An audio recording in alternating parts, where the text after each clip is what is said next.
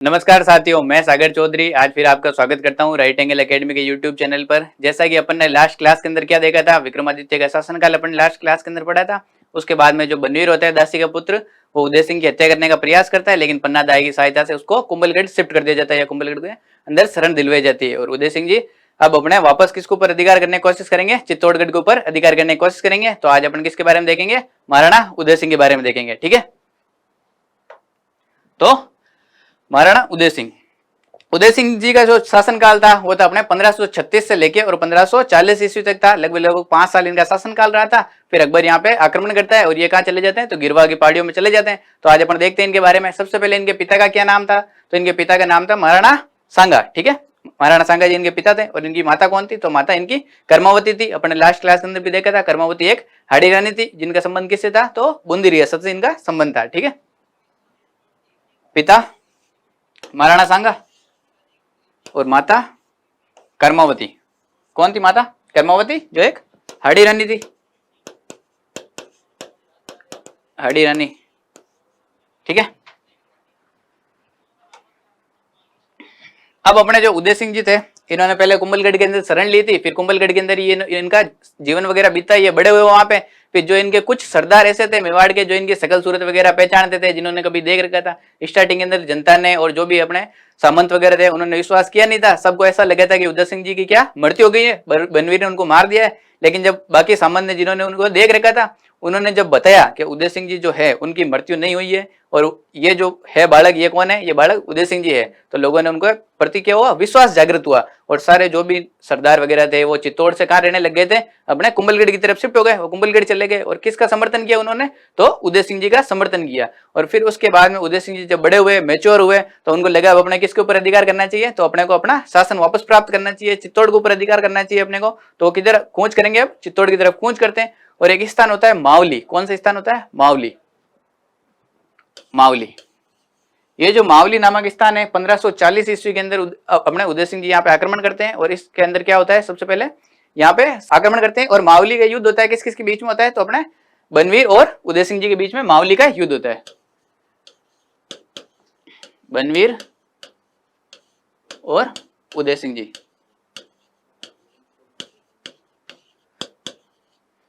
इन दोनों के बीच में कौन सा युद्ध होगा, तो अपने मावली का युद्ध होता है इन दोनों के बीच में। ठीक है, उसके बाद में जो यहाँ पे कौन जीत जाता है इस युद्ध के अंदर, इस युद्ध के अंदर उदय सिंह जी जीत जाते हैं। और कुछ लोग, कुछ इतिहासकार ऐसा मानते हैं कि यहाँ पे जो बनवीर था वो मारा गया, और कुछ इतिहासकार ऐसा मानते हैं कि बनवीर यहाँ से भाग गया। और लेकिन ज्यादातर ये इफेक्ट सामने आता है कि बनवीर यहाँ से भाग गया था या प्रस्थान कर गया था। उसके बाद में जो अपने उदय सिंह जी होते हैं वो कहाँ पे अधिकार कर लेते हैं, तो चित्तौड़ के ऊपर वो अधिकार कर लेते हैं। और चित्तौड़ के ऊपर अधिकार करने के बाद में उनके शासनकाल के लगभग 3 वर्ष बीते होते हैं। कितने वर्ष बीते होते हैं, तो 3 वर्ष बीते होते हैं। और फिर उसके बाद में अपना कौन यहाँ पे आक्रमण करने का वापस प्रयास करता है, तो अपने शेरशाह सूरी होता है। उस टाइम दिल्ली का शासक कौन होता है, तो शेरशाह सूरी उस टाइम दिल्ली का शासक होता है। और शेरशाह सूरी को लगता है कि यार अपने क्या करना चाहिए, राजस्थान के ऊपर अधिकार करना चाहिए। तो 1543 ईस्वी के अंदर जो शेरशाह सूरी होता है वो कहाँ पे होता है, अपने चित्तौड़ के आसपास होता है। कहाँ होता है, चित्तौड़ के आसपास, वो अपने अजमेर के आसपास होता है। अजमेर के आसपास वो होता है। तो उस टाइम अपने उदय सिंह जी को लगता है कि यार ये कहीं अपने चित्तौड़ के ऊपर आक्रमण नहीं कर दे। तो अब उदय सिंह जी क्या करते हैं, उदय सिंह जी को लगता है कि यार अपना अभी इतने सक्षम है नहीं, 3 साल ही हुए राज का संभाले हुए, अभी किसी ने आक्रमण कर दिया तो फालतू युद्ध होगा और अपन इतने सक्षम अभी हुए भी नहीं है। तो ये क्या करते हैं, जो चित्तौड़ किले की जो चाबियां होती है वो किसको भेज देते हैं, शेरशाह सूरी को भेज देते हैं कि हम आपके प्रति क्या है, वफादार हैं, या हम आपके प्रति ईमानदार हैं। तो शेरशाह सूरी यहाँ पे चित्तौड़ के ऊपर आक्रमण नहीं करता है। और चित्तौड़ के ऊपर आक्रमण नहीं करके वापस किधर लौट जाता है, दिल्ली की तरफ लौट जाता है। और अपना एक जो सेनापति होता है या जो प्रशासक होता है वो कहाँ नियुक्त करके चला जाता है, चित्तौड़ के अंदर नियुक्त करके चला जाता है। लेकिन थोड़े सालों बाद में जैसे शेरशाह सूरी की मृत्यु होती है, ये यहाँ से उसको भगा देते हैं। ठीक है, चित्तौड़ की चाबियां किसे सौंपी, शेरशाह को।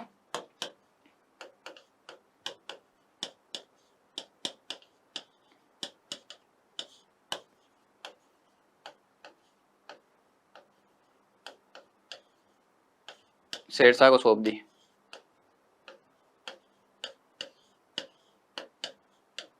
ठीक है, उसके बाद में 1559 ईस्वी के अंदर ये किसकी स्थापना करते हैं, तो ये स्थापना करते हैं उदयपुर की। किसकी स्थापना करते हैं, उदयपुर की स्थापना करते हैं। और उदयपुर को अपनी क्या बनाते हैं, तो उदयपुर को अपनी राजधानी घोषित करते हैं ये। ठीक है, राजधानी। और यहाँ पे उदय सागर झील का भी निर्माण किया जाता है। किसका निर्माण किया जाता है, उदय सागर झील।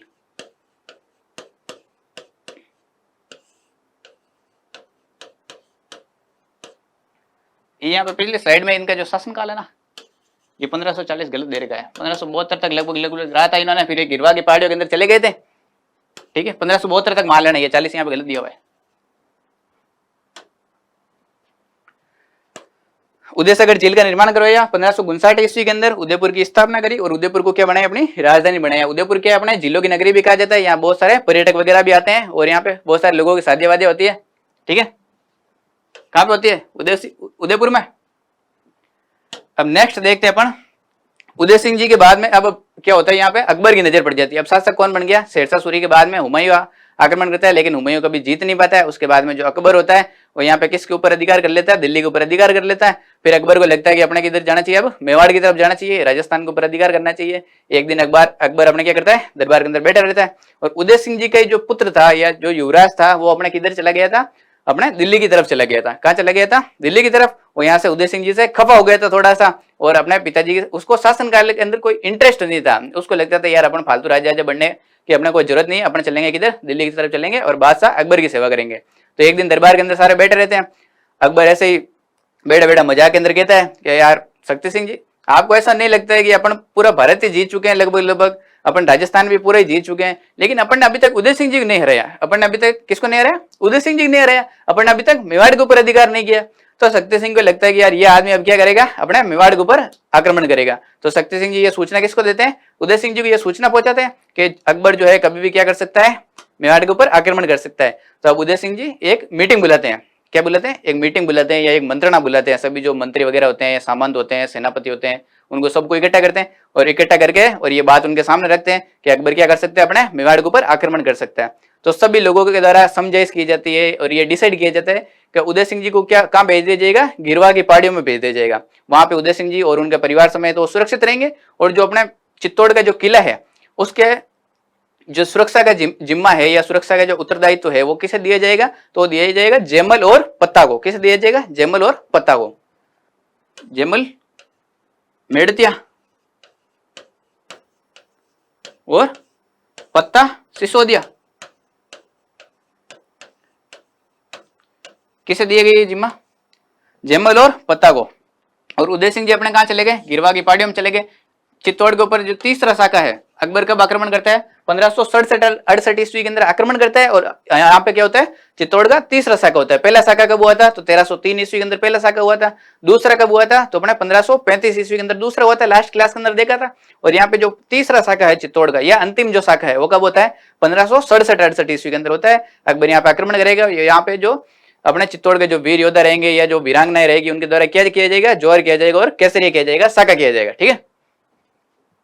उदय सिंह का चला गया था, गिरवा के पहाड़ियों के अंदर चला गया था और उसके तक अकबर अपने पहुंच नहीं पाया था। अकबर ने अपने सेनापति उदय सिंह जी के पीछे भेजे भी थे, लेकिन वो इनको गिरफ्तार नहीं कर पाए थे।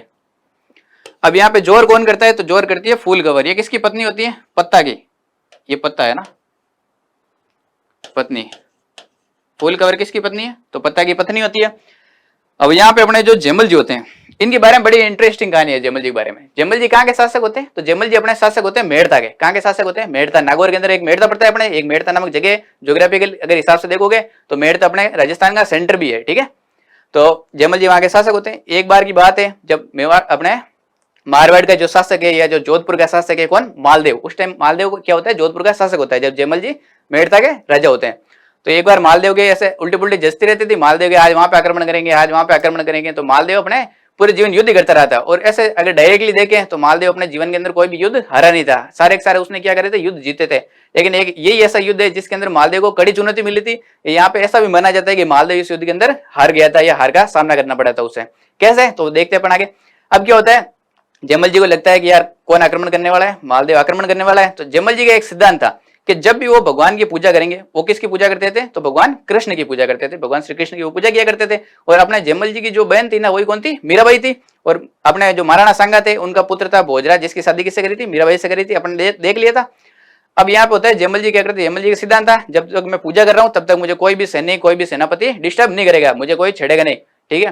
तो अब यहाँ पे मालदेव घेराबंदी कर देता है, किसकी, मेड़ता की घेराबंदी कर देता है। फिर सारे सैनिकों को लगता है कि अपने को किसको बुलाना चाहिए यहाँ पे, तो अपने को जयमल जी को बुलाना चाहिए। अब वो जयमल जी को इनवाइट करने जाते हैं कि जयमल जी सूचना देते हैं जयमल जी को। तब सूचना दे तो दे कैसे, जयमल जी ने मना कर रखा है, मैं जब पूजा कर रहा हूँ तो कोई भी मुझे डिस्टर्ब नहीं करेगा। अब इनकी माता होती है, जयमल जी की जो माता होती है उसको सूचना दी जाती है कि आपने किसके ऊपर आक्रमण कर दिया है, मेड़ता के ऊपर आक्रमण कर दिया है। किसने आक्रमण किया है, तो अपने मालदेव ने यहाँ पे आक्रमण किया है। तो उनकी जो माता होती है जयमल जी की, वो अपने इशारों के अंदर बताती है जयमल जी को कि अपने मालदेव ने आक्रमण कर दिया है। तो जयमल जी कहते हैं एक काम करो, तुम लोग इशारों के अंदर जयमल जी बताते तुम लोग युद्ध प्रारंभ करो, मैं आता हूँ पूजा वूजा करके। ठीक है, इधर युद्ध वगैरह प्रारंभ किया जाता है और मालदेव को वहां से भगा दिया जाता है या मालदेव वहां से युद्ध हार जाता है। अब जयमल जी अपना पूजा के अंदर बैठे हुए थे, जयमल जी जैसे ही पूजा करके बाहर आते हैं, आगे देखते हैं चारों तरफ नगाड़े अगाड़े बज रहे हैं, घोष वोष बजाए जा रहे हैं, एकदम खुशी का माहौल है, चारों तरफ वाहवाही हो रही है। जयमल जी ने आराम से बढ़िया से हरा दिया, मालदेव को भगा दिया, यहाँ से बहुत वीरता का प्रदर्शन किया। जयमल जी लगे यार ये क्या बात है, अपन तो अंदर बैठे थे, अपन तो बाहर ही नहीं अभी तक, ये हरा दिया किसने। जयमल जी को बड़ा आश्चर्य हुआ, यार मैं तो युद्ध में लड़े नहीं, मेरी जगह कौन लड़ लिया। फिर जयमल जी वापस अंदर जाते हैं भगवान श्री कृष्ण से अपने अरदास करने बताने के लिए कि ये कैसे हो गया, क्या हो गई है। अंदर जाते हैं, वो आगे देखते हैं भगवान श्री कृष्ण की जो मूर्ति होती है उसके अंदर से क्या पसीना टपक रहा होता है। तो जयमल जी को बड़ा आश्चर्य होता है ये देखकर। फिर जयमल जी और ध्यान से देखते हैं तो जयमल जी को भगवान श्री कृष्ण के जो कुंडल होते हैं, कानों के अंदर जो पहने जाते हैं ना, उनको कुंडल बोलते हैं। तो एक कुंडल होता है वो वहां से गायब होता है, एक कुंडल वहां पे होता नहीं है। फिर जयमल जी अपना प्रस्थान करते हैं किधर, अपने युद्ध क्षेत्र के अंदर, जहाँ पे युद्ध हुआ था वहां पे प्रस्थान करते हैं और वहां पे देखते हैं जयमल जी कि वहां पे उनको क्या मिलता है, भगवान श्री कृष्ण का कुंडल मिलता है। इसलिए आज भी जो वहां की जो जगह है उसका नाम क्या है, कुंडल सरोवर या कुंडल तालाब वहां पे आज भी उपस्थित है मेड़ता के अंदर। ठीक है, तो जयमल जी को फिर वहां पे ऐसे पता चलता है, जयमल जी को लगता है कि अपनी जगह किसने युद्ध किया है, तो भगवान श्री कृष्ण ने स्वयं आके यहाँ पे युद्ध किया है। ये कौन थे, अपने जयमल जी थे। ये कहाँ के शासक थे, मेड़ता के। इस युद्ध के बारे में एक अच्छा दोहा भी है, किसका, एक कवि का दोहा है कि जयमल जितनो सूरो वो उतरो भगत भगवंत, जयमल बरणे जूंजियो राधा रुक्मण रो कंत। मतलब अर्थ क्या है इसका, इसका यह अर्थ है कि जयमल जितने सूरवीर थे वो उतने ही भगवान के भक्त भी हुआ करते थे। इसलिए स्वयं राधा और कृष्ण के जो पति थे वो मालदेव से युद्ध करने के लिए युद्ध मैदान के अंदर जयमल बन के उतर गए थे। ये किसके बारे में कहा गया है, तो जयमल जी की अपने भगवान की भक्ति के बारे में कहा गया है। ठीक है, ये वो करते थे अपने जयमल जी, जो क्या करेंगे अपने केसरिया, और इनके साथ में कौन करेगा, तो पता सिसोदिया यहाँ पे केसरिया के अंदर भाग लेते हैं। अब जैसे ये सूचना मिलती है जयमल जी को कि भाई किस आपने क्या करना है, चित्तौड़ की रक्षा करनी है। 1562 ईस्वी के अंदर क्या होता है, अकबर जो अधिकार कर लेता है किसके ऊपर, मेड़ता के ऊपर अधिकार कर लेते हैं और जयमल जी का रहने लग जाते हैं अपने यहाँ पे चित्तौड़ के अंदर रहने लग जाते हैं जयमल जी। फिर जयमल जी को लगता है कि अपने यहाँ पे चलना है, सब सूचना दी जाती है। उस टाइम जयमल जी होते हैं अपने अजमेर के पास में, कहाँ होते हैं, तो अजमेर के पास में जयमल जी होते हैं। जयमल जी अपने परिवार के साथ में, और प्रताप सिंह जी इनके जो छोटे भाई होते हैं वो भी वहां पे होते हैं इनके साथ में। फिर ये प्रस्थान करते हैं अपने चित्तौड़ की तरफ। तो रास्ते के अंदर कुछ डाकू वगैरह होते हैं, वो क्या करते हैं, इनके ऊपर आक्रमण करते हैं, डाकू लूटने का प्रयास करते हैं। इनके साथ में ज्यादा सैनिक होते नहीं है, थोड़े बहुत सैनिक होते हैं और परिवार के लोग वगैरह होते हैं, सदस्य होते हैं परिवार के। फिर इनको लगता है कि यार अपन क्या करें, यहाँ पे दन दे या फिर अपने जाके चित्तौड़ के अंदर लड़े या यहाँ पर लड़े। तो जयमल जी पूछते हैं अपने भाई प्रताप सिंह जी को कि अटे या बटे। प्रताप सिंह जी कहते हैं बटे। जयमल जी क्या करते हैं, सबको कहते हैं सारे गहने वगैरह रख दो, जो भी अपने पास में हीरे जवाहरात सोना वगैरह है सब इनको दे दो, सारा दे दिया जाता है। अब डाकुओं को बड़ा आश्चर्य होता है, यार ये अट्टे और बट्टे का क्या सीन है, कुछ समझ में नहीं है। डाकू ने कहा चलो ठीक है, थोड़ी देर रुके। जयमल जी वहां से प्रस्थान किए, आगे जाके थोड़ी आगे वो पूजा अर्चना वगैरह करने लगे। डाकुओं ने उनका पीछा किया, पीछा करके डाकुओं ने फिर से पकड़ा। तो जयमल जी लगे यार फिर से लड़ाई करने आए। जयमल जी ने फिर से प्रताप सिंह जी पूछा अटे या बटे। प्रताप सिंह जी ने कहा बटे। जयमल जी ने कहा ठीक है, बोलो आप बोलो। डाकू ने बोला ये बाकी सब बात ठीक है, ये अटे बटे का मतलब तो समझा दो। क्या अटे या बटे का मतलब ये है कि यहाँ पे हम धन के लिए तुम्हारे से लड़ाई करें या फिर वहां चित्तौड़ जाके अपनी मातृभूमि के लिए, अपनी आन के लिए अकबर से लोहा ले। तो यार डाकुओं को बड़ा अफसोस होता है, डाकुओं को लगता है कि यार ये अपने युद्ध भूमि के लिए, अपने मातृभूमि के लिए लड़ने के लिए जा रहे हैं। तो डाकू वहां पे इनको सहयोग करते हैं। डाकू कहते हैं हमारी जो छोटी मोटी टुकड़ी है वो भी आप अपने साथ ले जाइए। लेकिन जयमल जी कहते हैं कि नहीं, हम क्या अकेले जाएंगे और आप लोग वापस प्रस्थान कीजिए, हम कहाँ जाएंगे, चित्तौड़ की ओर जाएंगे। तो वहां से जयमल जी किधर निकलते हैं, अपने चित्तौड़ की ओर प्रस्थान करते हैं। अब होता है क्या आक्रमण, किसका आक्रमण होता है, तो अकबर का आक्रमण होता है। अकबर यहाँ पे डेरा डाल के बैठा रहता है। 1567 और 68 ईस्वी के अंदर लगभग 6 महीने तक यहाँ डेरा डाला जाता है। अक्टूबर के आसपास अकबर क्या करता है, आक्रमण करता है और 6 महीने तक यही बैठा रहता है। अकबर अपने तोप के बारूद गोले वोले चलाता रहता है, सुरंग वरंगे अपने बारूद से भरी जाती है और दीवारें वो तोड़ता रहता है, चित्तौड़ की दीवारें। वो दिन के अंदर दीवारें तोड़ता है, रात को जयमल जी अपने दीवारें वापस बना देते थे। और एक दिन की बात होती है, अकबर को लगता है कि यार ये मामला गड़बड़ करेगा। अकबर संदेश भेजता है, किसको संदेश भेजता है, जयमल जी को अकबर संदेश भेजता है। संदेश के अंदर लिखता है, जयमल जी आप क्यों यार फालतू के अंदर पंचायतें कर रहे हो, क्यों युद्ध के अंदर भाग ले रहे हो, आप तो यहाँ के हो ही नहीं, यहाँ का शासक कौन है, यहाँ का शासक उदय सिंह है। जो मकान का मालिक है, जो घर का मालिक है, वो खुद तो गिरवा के पहाड़ी में जाके छुप के बैठा है और आप फालतू पड़ोसियों की जिम्मेदारी लेके बैठे हो। एक काम करो, हमें अंदर आने दो, हम अधिकार कर लेते हैं। आपको हम इसके बदले में क्या देंगे, हम मेहर आपका वापस लौटा देंगे। 1562 ईस्वी में जो हमने अधिकार किया था मेहर के ऊपर, हम क्या करेंगे, वापस लौटा देंगे। अब जयमल जी यार मन के अंदर विचार करते हैं कि यार तू बॉस का स्वभाव जानता नहीं है। जयमल जी लिखते हैं अपना वापस लेटर। किसको लिखते हैं, टोडरमल जी के द्वारा लेटर भेजा गया था, तो जयमल जी वापस लेटर लिखते हैं। और जयमल जी लेटर के अंदर क्या कहते हैं, हे गढ़ मारो मैं धनी, असुर फिर किवाड़, कूचा जय चित्रकूटरी, दीदी मोहे दीवान। अर्थात ये जो गढ़ है वो मेरा है, इस गढ़ का मालिक कौन है, तो इस गढ़ का मालिक मैं हूं, अपुन है इस गढ़ का मालिक, ठीक है। और इस जो गढ़ की चाबियां है ना, वो मुझे कौन देके गया है, स्वयं भगवान एकलिंग जी के जो दीवान थे, जो वंशज थे अपने, कौन, मेवाड़ के शासक उदय सिंह जी, वो मुझे इसकी चाबियां देके गए। और जब तक मैं जिंदा हूं ना, इस गढ़ के अंदर कोई घुस नहीं सकता। अकबर को लगता है यार इस आदमी को और क्या देना पड़ेगा, थोड़ा बहुत लालच देना पड़ेगा, ऐसा ये मानेगा नहीं। और अपने मेड़ता के सूरवीर योद्धा थे, मेड़ता वैसे ही अपने बहुत ज्यादा फेमस है। भगवान ने या तो स्वर्ग बनाया था और उसके बाद में क्या बनाया, तो मेड़ता बनाया, ठीक है। या तो स्वर्ग बना और उसके बाद में मेड़ता ही बना था। मेड़ता बहुत अच्छी जगह है, अपने देखनी चाहिए, ठीक है। अब जयमल जी वापस, जयमल जी को लेटर लिखा जाता है किसके द्वारा, टोडरमल जी के द्वारा या अकबर के द्वारा लेटर लिखा जाता है। और फिर से लालच दिया जाएगा। क्या कहते हैं कि एक काम करो, आप मेड़ता तो ले लो और साथ में आपको क्या करेंगे, नागौर भी दे देंगे, आपको बड़े रियासत का राजा बना देंगे।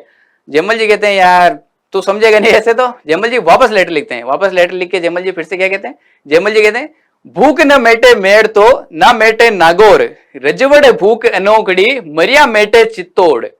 अर्थात ये जो भूख है ना, ये ना मेड़ता के मिलने से मिटेगी, ना अपने नागौर के मिलने से मिटेगी। ये एक राजपूत की अनोखी भूख है जो सिर्फ चित्तौड़ के अंदर मरने से ही मिटेगी। फिर अकबर को लगता है यार ये हटी आदमी फालतू अंदर मारा जाएगा, यहाँ पे कोई मतलब है नहीं, अपने क्या करते हैं, युद्ध करते हैं, ये मारने वालों में से नहीं है। तो अब क्या करे अकबर, यहाँ पे युद्ध करता है। अब युद्ध से पहले क्या होता है कि एक बार अपने जयमल जी युद्ध, जो अपने जो चित्तौड़ की दीवार थी उसको क्या कर रहे होते हैं, रिपेयर वगैरह करवा रहे होते हैं, ऊपर खड़े होते हैं। और अकबर अपनी बंदूक संग्राम से क्या करता है, फायरिंग करता है। कौन सी बंदूक होती है अकबर की, संग्राम। ये बंदूक है संग्राम, किसकी है, अकबर की बंदूक है संग्राम। इससे अकबर करता है फायरिंग और उसके अंदर जो जयमल जी होते हैं उनका एक पैर क्या होता है, घायल हो जाता है गोली लगने से। अब नेक्स्ट डे क्या तय किया जाता है कि अपने क्या करेंगे, साका करेंगे। तो साका करने के लिए महल के गेट वगैरह खोले जाते हैं, सारे सरदार वगैरह तैयार होते हैं केसरिया करने के लिए। जोर कौन करेगी, तो पत्ता की पत्नी जोर करती है उसके अंदर। अब सारे युद्ध के अंदर भाग ले रहे हैं और जयमल जी को बड़ा अफसोस हो रहा है कि यार युद्ध के जो किले का नेतृत्व है या किले का जो दायित्व है वो किसे सौंपा गया, मुझे सौंपा गया है, और मैं इस युद्ध के अंदर भाग नहीं ले पा रहा, ऐसा कैसे हो सकता है। जयमल जी बड़े दुखी होते हैं। और उसी टाइम एक व्यक्ति होता है कल्ला राठौड़। कौन होता है, कल्ला राठौड़। वो जयमल जी को बताता है कि आप आइए मेरे कंधे के ऊपर बैठिए और मेरे कंधे के ऊपर बैठ के युद्ध कीजिए, मैं आपके साथ हूं। तो यहाँ पे जयमल जी किसके कंधे के ऊपर बैठ के युद्ध करेंगे, कल्ला राठौड़ के, कल्ला राठौड़। इसलिए कल्ला राठौड़ को चार हाथों वाला लोक देवता भी कहा जाता है, ठीक है, चार हाथों वाला लोक देवता।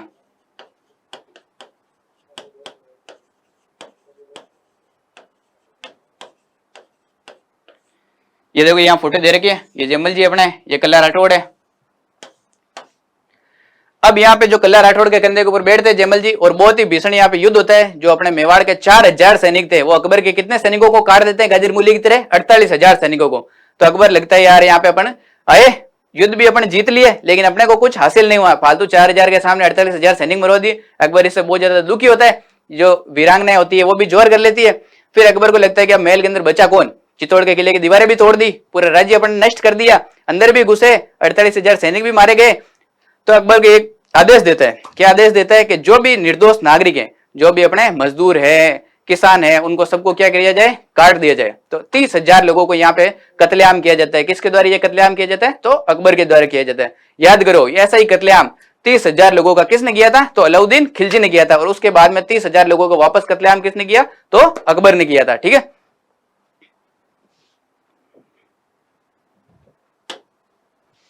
अकबर के द्वारा 30,000 नागरिकों का कत्लेआम किया जाता है। फिर अकबर अपने जयमल जी और जो पत्ता जी होते हैं उनकी जो वीरता होती है, ये जो युद्ध कौशल होता है, उससे बहुत ज्यादा प्रभावित होते हैं। और अकबर जब आगरा किले के अंदर वापस लौटता है तो आगरा किले के अंदर क्या लगवाता है, इन दोनों की पत्थर की मूर्तियां लगवाता है, जयमल और पत्ता की, ठीक है।